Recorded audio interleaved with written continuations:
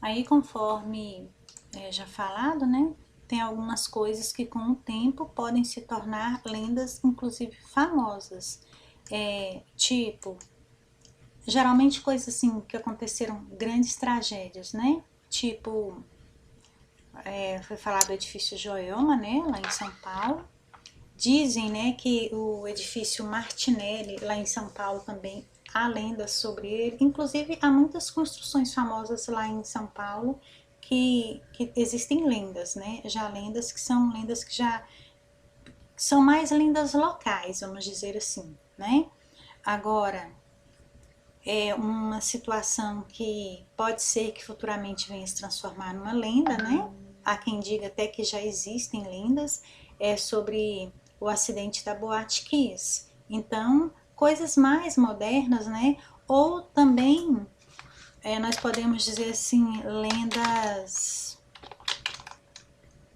Eu estou querendo dizer assim, lendas relacionadas com tecnologia, né?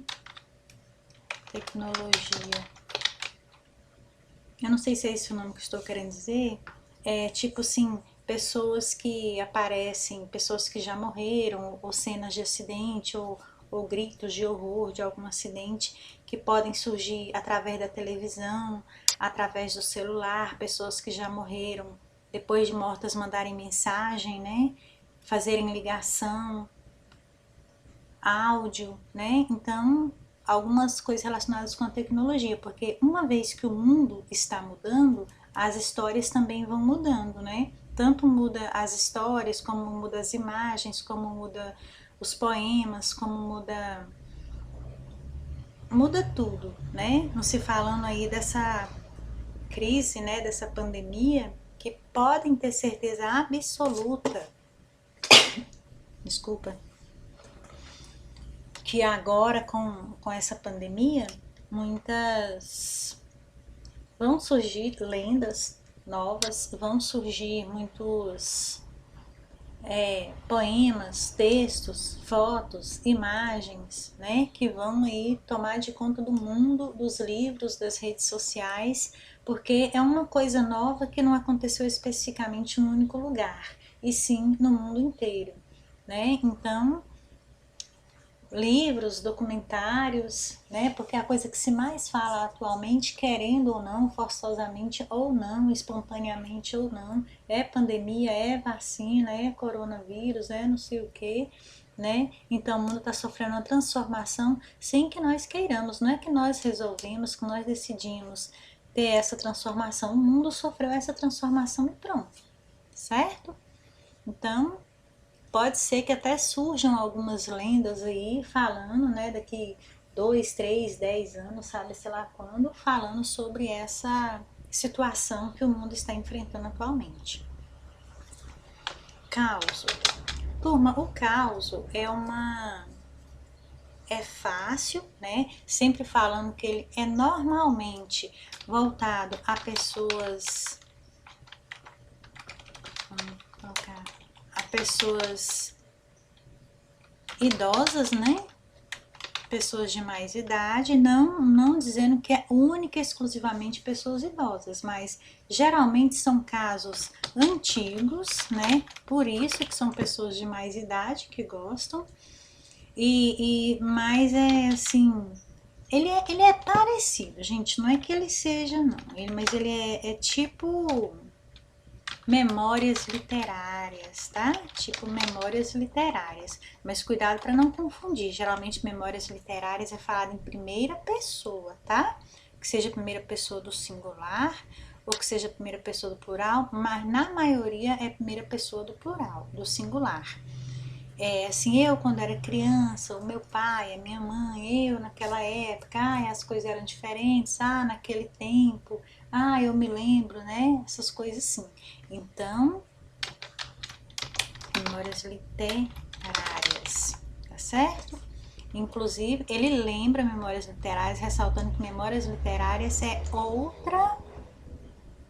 outro gênero textual, tá? Então, causo é contar casos, acontecimentos da vida como que era, mas não precisa ele é contado, tipo eu falei, ele é semelhante a Memórias Literárias, no entanto, ele é mais para o lado do humor, tá?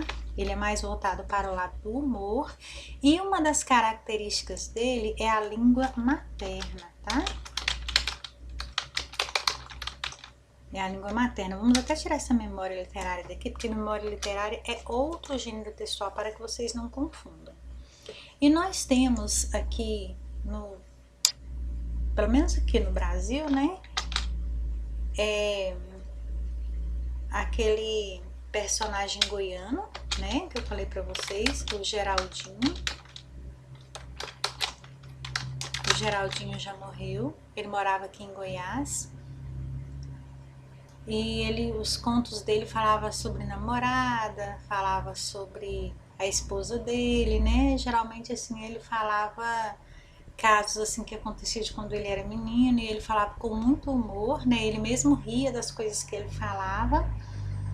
E ele era assim uma pessoa bem simples, uma pessoa assim da vida assim bem difícil, já diferente do outro, né? Que estou tentando lembrar o nome dele, mas eu já falei para vocês que ele já foi um artista de televisão.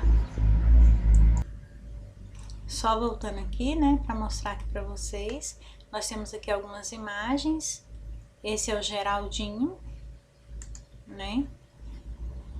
Que vocês podem ver, ele tinha característica bem pobre, né? Não quer dizer que a pessoa tem que ser pobre, não, mas assim, ele se destacou, né, por ele ser uma pessoa que não tinha instrução secular, né, então ele se destacou. Nós temos, mas existem outros, tá, gente, não é só ele não. E um que já é famoso, assim, nacionalmente, que ele era um ator de novela, o Rolando Boldrin, esse aqui se destacou. Quando eu era criança, eu me lembro dele trabalhando em novela. Trabalhou em algumas novelas.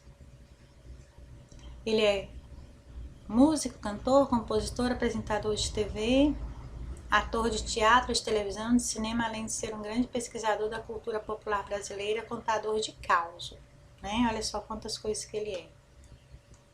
Eu acredito que ele ainda seja vivo. Agora o Geraldinho já morreu, tá certo?